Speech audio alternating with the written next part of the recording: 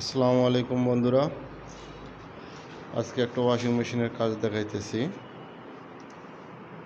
এই ওয়াশিং মেশিনের সমস্যা হচ্ছে পানি অটো হয় না। তো পানি অটো না হওয়ার কারণটা আমাদের আরিফ ভাই আপনাদেরকে জানাবে।